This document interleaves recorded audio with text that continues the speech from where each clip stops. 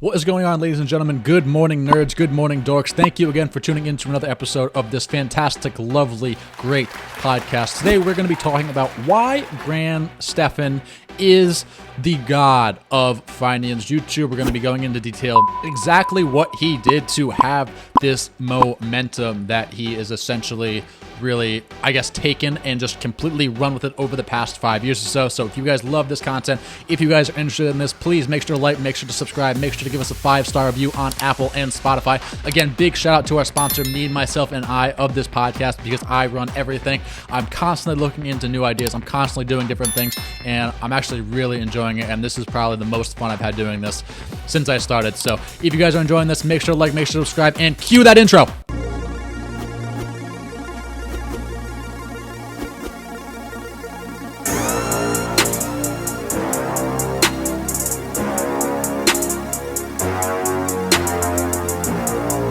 So, Stephan. So for those of you guys, for whatever reason, aren't watching Stephan, or you've never heard of Stephan, basically who Stephan is he's the financial YouTuber. He started back in, I believe it was 2016 or 2017. I think it was 2017, actually. He started posting videos. He recorded his first, I don't even know how many videos, on his iPhone. Like, he legitimately made the videos on his phone and posted them on YouTube. I don't know how he edited them. I don't know if he edited on his phone. I know Mr. Beast, which we are going to actually be doing a video on him as well in the near future, about how he is a complete YouTube god, not just a niche down YouTube god, but a god in general. But Mr. Beast edited and filmed all the videos on his phone for quite a while. I think it was actually might have been a couple of years, but that's besides the point here. So Graham started off filming on his phone, and then he eventually upgraded, and I think he even said his first 30,000 subscribers came just by filming on his iPhone, which is absolutely mind-boggling. And because nowadays, like, you can have a significant, production team and your channel still might not grow. But he started doing that, and then he just continued to grow, continued to make videos, and eventually his channel grew from nothing to almost 4 million subscribers at the time of me filming this video, which is absolutely fantastic. And in this episode, I want to go through exactly what he's done just from me watching him that I've picked up on that he's done extremely well, and why he continues to be this YouTube finance god, and why he most likely at this point is going to be that YouTube finance god until he decides he doesn't want to do it anymore and he wants to pursue a different business, or he's just sick and tired of editing and making videos and all of those different things. So hopefully you guys enjoy this. Hopefully you guys get some value out of this. This is going to be a different style of video. It's going to be a little bit different of a topic, but if you guys do enjoy this, make sure to like, make sure to subscribe, make sure to leave us a 5-star review on Apple and Spotify. That really does help us out. That really does help us grow astronomically.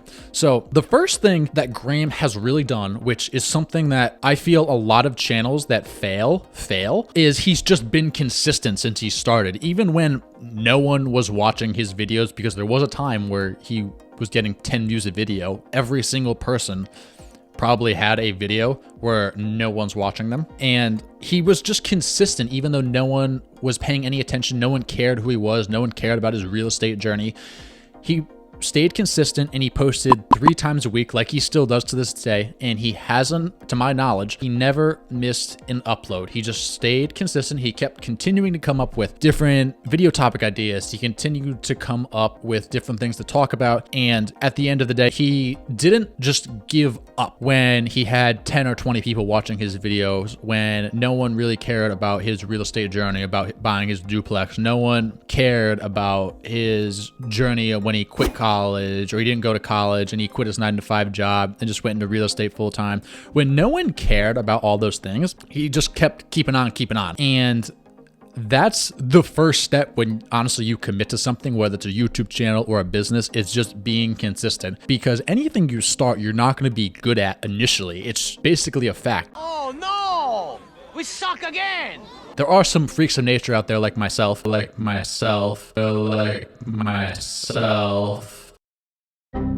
just kidding, but that pick up things very quickly and are good at things almost instantly right off the jump. But a lot of things take time. Like the first time Tom Brady ever picked up a football, do you think he was throwing tight spirals, like in a tight windows and NFL coverage? Probably not. If I was a betting man, I would say probably not. And what a lot of people do, they don't do what Graham did. They don't stay consistent. They don't continue to push out content regularly and frequently. What a lot of people do that I've noticed is that they will start something, and I've talked about this in the past. They'll start something, they're extremely motivated, they're ready to go, they're high on life, they're just having a great time doing it. It's the greatest thing ever.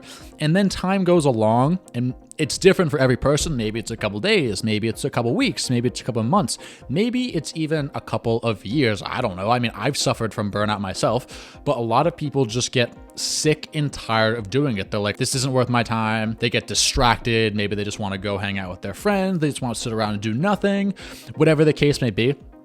And it's almost like a downward spiral. Say you're posting 3 videos a week. Imagine if Graham was posting 3 videos a week and he decided he wanted to go out with one of his friends and he's like, I need to edit this video, but I don't want to. I'll just forget it. I don't need to edit it. I'll post it on my next upload day. I just won't post a video tomorrow. I kind of believe that opens a door for yourself to, okay, I missed this one time.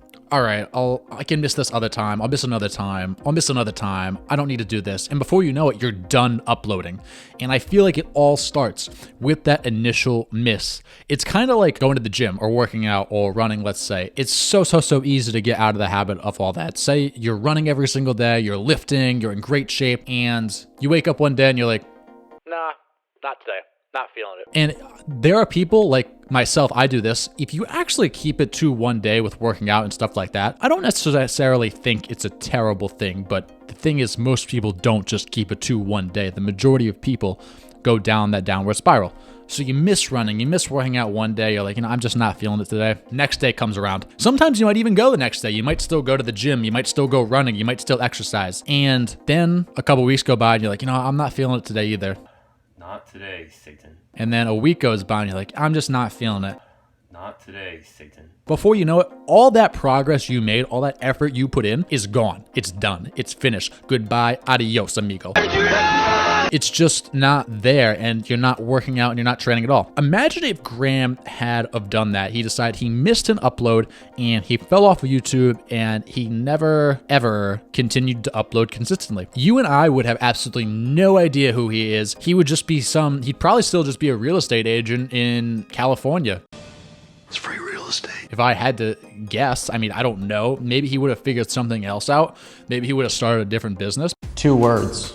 Entrepreneurship. But he most likely would not be on YouTube if I was a betting man. But he stayed consistent. And with this consistency, he's shown that Rome was not built in a day. I found Graham very, very early on. Like he might have had like 50,000 subscribers, maybe 100,000 subscribers. He did not have a lot of subs when I found him. He had a decent sized channel, but he didn't have the millions of subscribers compared to what he has today. I guess in retrospect, you could say he didn't have that many subscribers, even though 100,000 subscribers is it's a pretty big channel. But what I've seen is he's just shown that if you want something, you want anything, it just takes a little bit of time. It takes consistency. Think of when you're running up a hill, for example. Like, you're not going to start at the bottom of the hill and just wake up and be at the top. It doesn't work like that. You have to keep going step after step, stride after stride, and continue to run up that hill until you get to the top. And with Graham, he doesn't see the top. He just continues to keep running, continues to take it stride by stride, step by step, day by day, and just continue to grow his channel over time. And I think that's so important in all of these side projects that you or myself might start. And what people do a lot of the times when they start something, they expect, and this kind of is piggybacking off the point I made not too long ago, but they expect it to just exponentially grow overnight. Sometimes that happens, some people get lucky, but the majority of people, if you start a YouTube channel, a business, a side hustle, you're not gonna go from 0 to hundreds of thousands of dollars, subscribers, whatever, overnight. It's gonna take time, it's gonna be a grind, it's gonna take forever. You look at Josh from Bigger Pockets, love the name, but he spent 10 years working on Bigger Pockets, 10 years, and he didn't make a dime. He didn't make a nickel, he didn't make a penny. It costed him money for 10 years. And look at the company now. Like, most people have heard of BiggerPockets. I know a lot of people that are interested in BiggerPockets that listen to the podcast, read the books. You look at a guy like Joe Rogan, for example, the most popular podcast in the world. He said in a recent episode, it took him 5 or 6 years to make any money off that podcast. It costed him money for 5 or 6 years. That's what Graham also did. He just continued to grind. He continued to post videos consistently. He continued to push out content over time until he saw that first domino fall. And obviously, he went from making $1 or $2 a day to now he's making billions of dollars a year from YouTube.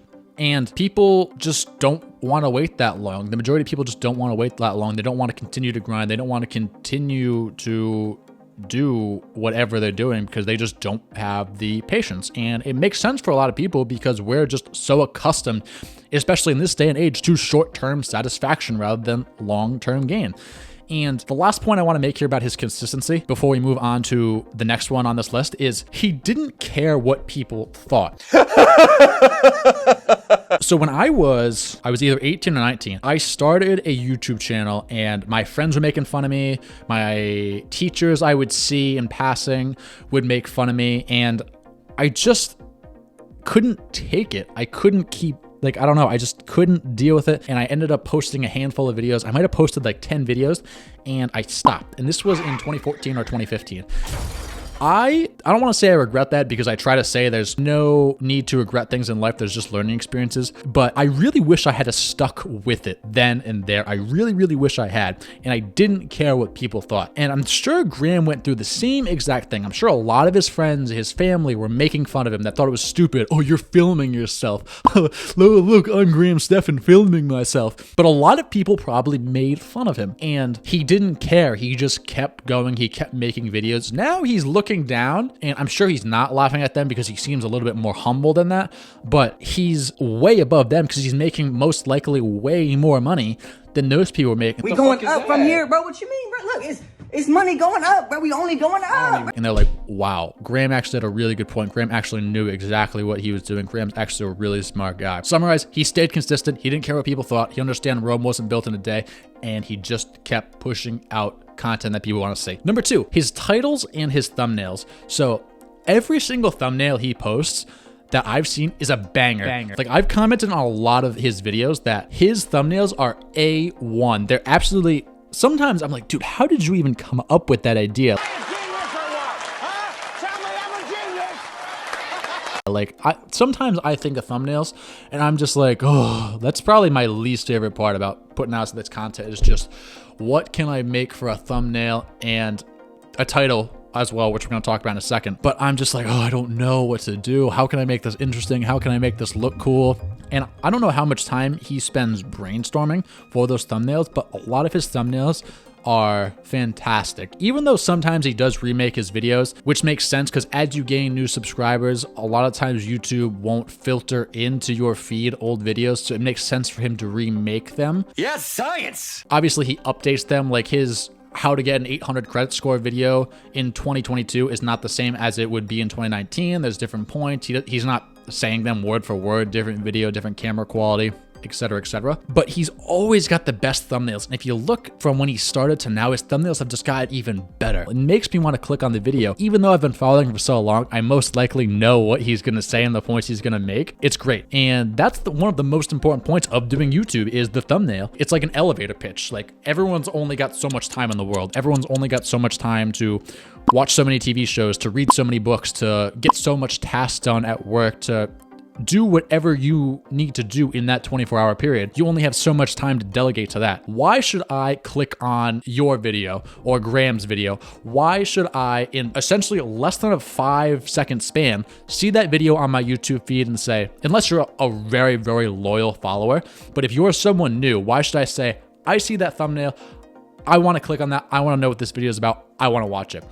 And it all starts with the thumbnail, I personally believe. Secondly, to piggyback off of this, titles. So I actually think, believe it or not, I think his titles could be a little bit better. I'm very cautious to say that. And I'm very hesitant to say that. Because obviously Graham is very, very large and very, very big influencer. So he knows what he's doing. But some of his video titles, I'm just not interested in, and I feel they're a little repetitive and almost boring. And the thing is, I think they could be better, but I don't know how he could make them better, because there's only so many things you can A, title videos that you're remaking, and B, title videos that you're making on, I guess, the same but different topic.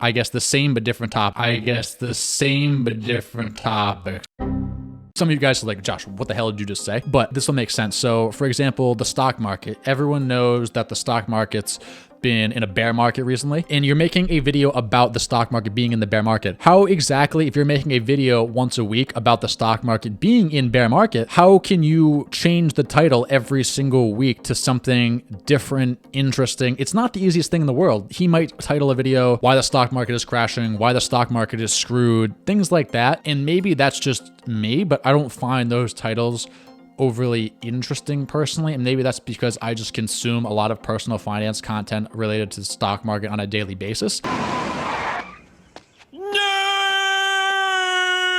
It's very easy for me to get, I guess, find it a little boring. But for someone that's new, I think it might be a little bit more exciting. So I don't think I'm the best person to ask for that opinion, but you get the point, you get what I'm trying to say. The third topic that we're gonna talk about here is he speaks on topics after he educates himself. So for a lot of people that have found Graham, what they really like is he gives very in-depth analysis on different points and on different things. And he's not someone that's like, okay, I'm going to read one article and I am going to make a video after reading that one article. No, like his metaverse video, for example, he spent, I think he said 48 hours just reading and educating himself on the metaverse. What are your thoughts on the metaverse? I think it's going to go in that direction. I thought it was stupid initially, and then I spent that weekend doing research, and afterwards I was like, this is going to change everything. He didn't want to speak on that topic until he felt very comfortable speaking about it, until he understood the industry extremely well and could give a high level opinion on it. He's not going to pitch anything that he doesn't do. He's not going to pitch anything he doesn't know what he's talking about, whether that's crypto, stocks, real estate, whatever the case may be. He wants to talk about stuff on a high level that he can propose a valid argument for or against. And I think a lot of people don't do that. I think a lot of people might read one article, one study, one paragraph. Some people might not even read it, and they might try to push out content or give an opinion on something. And that goes for a lot of things in the world: politics, finance, education, health, tons of things I think people do. It's one thing when you're like, hey, I haven't looked too much into this, but this is what I've read and I kind of agree with it. But if you're trying to be a very large influencer, you should speak only on topics that you are highly educated about, because you want people to value your opinion. And if people start to not value your opinion, people aren't going to watch your videos as much. It's just as simple as that. So Graham doesn't go out of his way to speak on videos that he's not educated about. He speaks on topics that he's extremely educated about. And because of that, people value his opinion and they keep coming back. Quote unquote, I'm back. And they keep watching his videos because they know they're going to get in-depth analysis and he's going to give a very high level opinion. He might not always be right, but I do say he's very open about saying he's just a random guy on the internet, that it's just his opinion and that he could very well be wrong at the end of the day. So the next reason, and I'm a little hesitant to actually give this reason, but I think this also did play a very big part in his success. And I think he was in the right place at the right time. So when he started, he's openly said this, when he started on YouTube in 2017, I believe, he said there wasn't a lot of financial related content on YouTube. He said Jeremy was on there, and he said that was about it. There wasn't a lot of financial YouTubers, which is crazy because that was only like 5 years ago. So I kind of believe in life, when you want great success, you do have to get a little lucky, but you have to put yourself in a position to get lucky. So if you work extremely, extremely hard, maybe something will fall your way. But if you don't work extremely, extremely hard, then most likely it's not going to fall your way. And I think that kind of happened with Graham a little bit. He was willing to put in the work. He was willing to put in those long hours, those long days after he was done being a real estate agent, and continue to grind on this YouTube channel until it got to the point where he realized he was losing money being primarily a real estate agent and not working on YouTube. And good for him. That's awesome. That's in no way, shape, or form a dig at him. I applaud that he was able to see that and he was able to continue to grow his channel and ultimately leave what he was doing as a real estate agent and move over to YouTube. I think that's phenomenal, and I love that, and it's truly inspiring at the end of the day. But the fact of the matter is, when he did start, there was not a lot of financial related people on YouTube. Now it's a completely saturated market. There are tons of people in this market, and he did a good job of building a foundation early and often. And there's not much I can say about it. He just found the right place at the right time, and he took advantage of it. And he's a very smart guy. And I look at Graham and I say, even if that wasn't the case, he would have found a way to do something else other than being a real estate agent anyway. I really do think that after hearing him talk for so many years about his mindset and how he looks at things and how he goes about things and how he achieved this level of success, I really do believe he would have found a way regardless. But with YouTube, he was a little bit in the right place at the right time, and he saw the opportunity, he took the opportunity, and he was willing to grind and get to the point of success that he has today. And I don't know how long he's going to continue doing this, but I think the best is yet to come for him. I think in a few years, if he continues to do this, he's easily going to be over 10 million subscribers. I really feel like that. Second to last point I have here. So he's very relatable, and he also gives step-by-step breakdowns on a lot of things. So he's relatable in the fact that he doesn't come off as someone who's extremely arrogant. He doesn't talk about topics that he talks about them super in depth, but he doesn't talk about them in a language that's completely over your head where you're just like, I have no idea what this fruitcake is saying. no, he doesn't. He breaks them down. So even a newbie, even a novice, someone who's not understands, he breaks them down into layman's terms. And I love that. And even with a lot of his other videos, like his Roth IRA video or how to buy a rental property video, he breaks them down step by step. So if you've never even thought about buying a rental property, or this is the first video about a rental property that you have ever clicked on, or your first video about passive income, or your first video about credit cards, whatever the case may be, he breaks them down so you can understand them. And I think that's extremely helpful, because as a beginner, you say, this guy breaks things down well. This guy does not. Why would I watch this guy over here that doesn't break things down well? Let me go back to this guy over here who makes things super simple, and he makes it so simple I believe I can do it. It's a no-brainer. It makes sense to cater towards him rather than someone else who speaks at a super high level, at least in my personal opinion. And with his relatability, it's just like he talks about his story, and he does have a great story of how he came to this, I guess, YouTube god, but at the same time, it's not a story that's nothing that you watch in this video can't accomplish, I feel like. Like, he went to high school, he hated school, he worked at a 9-to-5 job, he hated it, he got a job as a real estate agent, and then he became a YouTuber. I know when he was young, he had financial troubles in his family, like he's talked about, wasn't the wealthiest. And Graham, if you're watching this for whatever reason, I am sorry if I am wrong, but it doesn't seem like he came from a place where he was wondering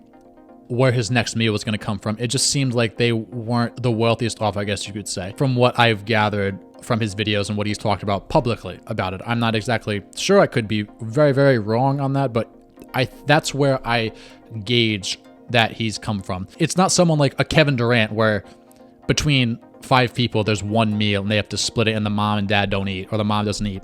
Or like a LeBron James where it's like his mom has to essentially give him up to someone else so that he can live a better lifestyle because his mom can't support him, or something like that. So his story's not ridiculously insane where it's like, I had nothing and became a professional athlete. It's like, I had a vision, I kept grinding, I kept going, and I found something I love to do, and I just made it into a business. Yes, science! I think that relatable story to a lot of people out there gives people hope, and it motivates people and makes people want to grind and continue to do great things, whether that's a side hustle or just investing or whatever the case may be. Yes, science! People want to stick around, and people want more of that and want to, I guess, cater more to that story, and they really want to continue to just be great because they're motivated by Graham. And I think that keeps a lot of people coming back, and I think that keeps his retention rates extremely high. And the last thing I'm going to talk about on this list is he was just able to scale it at the end of the day. I do wonder what would have happened if he never started the Graham Stephan Show and the Iced Coffee Hour. And I know his vlog channel doesn't really do much. He doesn't do a ton of videos on there anymore, at least at the time of me filming this, but he was able to scale it and push out more content. He puts out a video every single day across all of his channel, 3 on the main channel, 3 on behind the Graham Stephan Show, the Iced Coffee Hour, 1 episode a week. He does Millennial Money with Jeremy and Andre, and he has a clips channel for the Iced Coffee Hour as well. He doesn't post on there as frequently enough, but he was just able to scale it, and he was able to continue to put more money back into the business. He was able to get more people watching, and good for him. And I think he did this in an exceptional manner, and I think he's done absolutely fantastic things with this business, with this YouTube channel. And like I said, I really do think that the best is yet to come for him. The one thing I do wonder is I don't know how much further he's going to scale it, because I don't know how much it doesn't sound like, from what I've heard, that he likes putting money back into the business, but he's not putting as much money in as he could. And I think that comes from his childhood when he was younger, about penny pinching, saving as much money as possible, because he is very frugal, which I think is also awesome, that he's extremely frugal still, even though he has this larger income than most people, and he doesn't fall victim to lifestyle inflation like a lot of people do, like maybe professional athletes, like we talked about in my last episode. But his channel is going to continue to get bigger. I truly believe that, but I wonder what else he could do to scale it. He could definitely start new businesses, put out new products, but I don't know what he's working on aside from Hungry Bull and his coffee company, but he could continue to scale and put out different products. But I'm excited to see what exactly he has planned, because I'm sure there's a lot going on behind the scenes that he doesn't talk about publicly, and I'm excited to find out what those things are. But so to summarize here, he was extremely consistent. His titles and thumbnails are titles I personally feel are a little bit repetitive. Thumbnails, bangers, almost every single one. He speaks on topics that he educates himself about. He doesn't talk about things he's only read one article on, or he's just read a little blurb on. He was in the right place at the right time. When he started making YouTube videos, there wasn't that many people in the finance YouTube niche, and he was able to see that, capitalize it, and scale it. He was very relatable.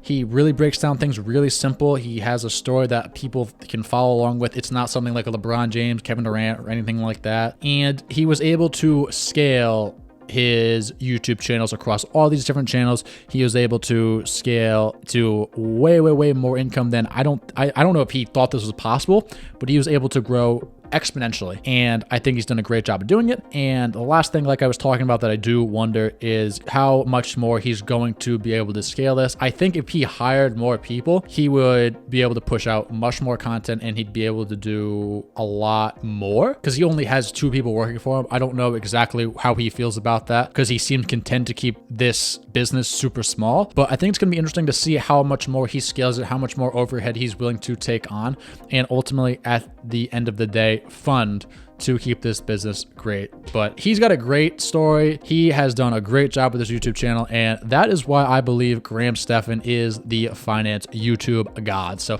thanks again for watching, guys. Hope you guys enjoyed this episode. Make sure to like, subscribe, and leave us a review on Apple or Spotify. A 5-star review really does help us out astronomically. We're going to continue to push out content here. I feel excited. I'm really having a fun time doing this, and until next time.